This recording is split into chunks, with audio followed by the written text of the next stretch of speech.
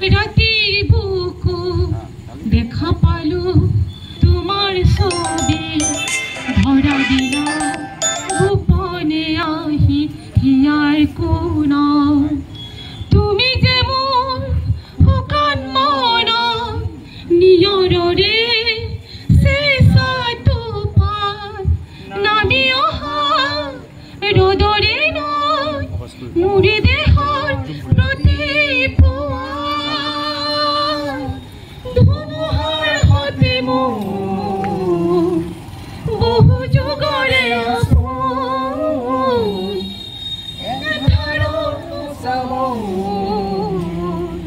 বহু জনৰে আপোন নিজানৰ গান মোৰ শেষ হ'ব ভাবো তোমাৰ বুকু মায়াবিনী ৰাতিৰ বুকু দেখা পালো তোমাৰ ছবি ধৰা দিলা গোপনে আহি হিয়াৰ কোনা তুমি যে মোৰ শুকান মন নিয়ৰৰে চেঁচাটো পাৰ নামি অহা ৰ'দৰে নৈ মোৰ দেহৰ প্ৰতি পুৱা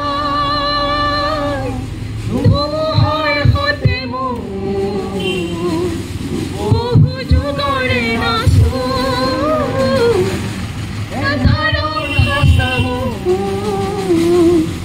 বহু জনৰে আপোন নিজানৰ গান মোৰ শেষ হ'ব ভাবো তোমাৰ বুকু জ্যেষ্ঠসকল আৰু মৰমৰ কনিষ্ঠসকল সকলোকে মই ধন্যবাদ জনাইছোঁ। ইতিমধ্যে অহিদ খান পেৰিছ ডাঙৰীয়া আৰু ৰাজীৱ শৰ্মা ডাঙৰীয়া লগতে চেলিম শ্বেখ আৰু মুস্তাফিজুৰ হক ডাঙৰীয়াই জুবিন গাৰ্গৰ বিষয়তভাৱে আমাৰ আগত বৰ্ণনা কৰিলে, তেখেতসকলে ক'লে। গতিকে মই আৰু জুবিন গাৰ্গৰ বিষয়ে কি ক'ম ভাবি পোৱা নাই, আচলতে ভাষা হেৰাই গৈছে। জুবিন গাৰ্গ আমাৰ সকলোৰে হিয়াৰ আমঠু, আমাৰ মৰমৰ আছিল, মৰমৰ হয়, সদায় আমাৰ মাজত থাকিব। গতিকে মোৰ আজিৰ এই সময়ত অনুভৱখিনি দুআষাৰ কবিতাৰ আকাৰত লিখি আনিছোঁ আৰু সেইখিনি মই আপোনালোকৰ ওচৰত পাঠ কৰি দিব বুলি ভাবিছোঁ। জুবিন গাৰ্গ, সংগীত সাধক তুমি, তোমাক নমস্কাৰ।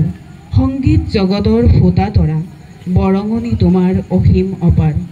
সত্য সুন্দৰ নিৰ্ভীকতাৰে সংগীত জগতৰ পৰিৱৰ্তন সাধিলা। তোমাৰ জ্ঞানৰ ভঁৰাল ভগাই নন সংগীত ৰচিলা।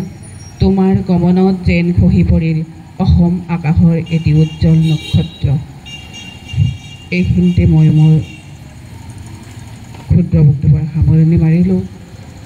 এতিয়া আমাৰ মাজত উপস্থিত আছে তিলোত্তমা ৰাভা বাইদেউ এটি জুবিন গাৰ্গৰ সংগীতেৰে তেখেতক শ্ৰদ্ধাঞ্জলি জনাব, লগতে তেখেতৰ লগত আমি আটাইয়ে সহযোগ কৰিম।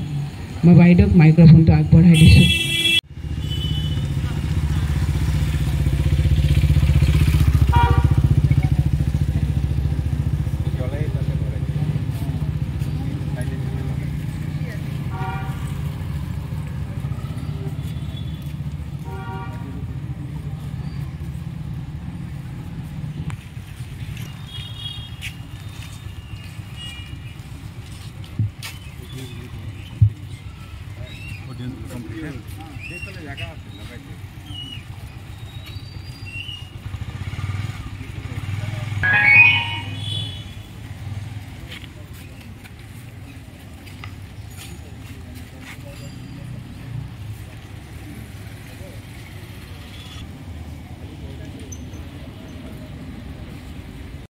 ডেকা, মই ধুবুৰী জিলা লেখিকা সমাজৰ সম্পাদক।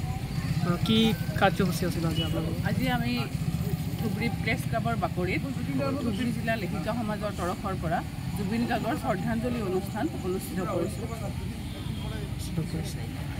মৰ্মাহতৰ দিনটোত আজিৰ এই মৰ্মাহত দিনটোত আচলতে কি ক'ম, ভাষা হেৰাই গৈছে। জুবিন গাৰ্গ আমাৰ সকলোৰে হিয়াৰ আমঠু আছিল।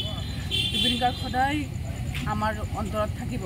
জুবিন গাৰ্গৰ যদিও শৰীৰটো আমাৰ মাজত নাথাকিব, জুবিন গাৰ্গৰ যি সৃষ্টিৰাজি সেয়া সদায় আমাৰ অসম আৰু অসমীয়াৰ বুকুত সদায় সজীৱ হৈ থাকিব জুবিন গাৰ্গ তেতিয়ালৈ জীয়াই থাকিব যেতিয়ালৈকে অসম আৰু অসমীয়া জীয়াই থাকিব আৰু ধুবুৰী জিলাৰ লেখিকা সমাজৰ তৰফৰ পৰাও লগতে আমি অসম লেখিকা সমাজৰ তৰফৰ পৰা আমি চৰকাৰক আহ্বান জনাব বিচাৰিছোঁ যে জুবিন গাৰ্গক যাতে পদ্মবিভূষণ বঁটাৰে বিভূষিত কৰে তাৰ বাবে আমি লিখিতভাৱে অনুৰোধ জনাম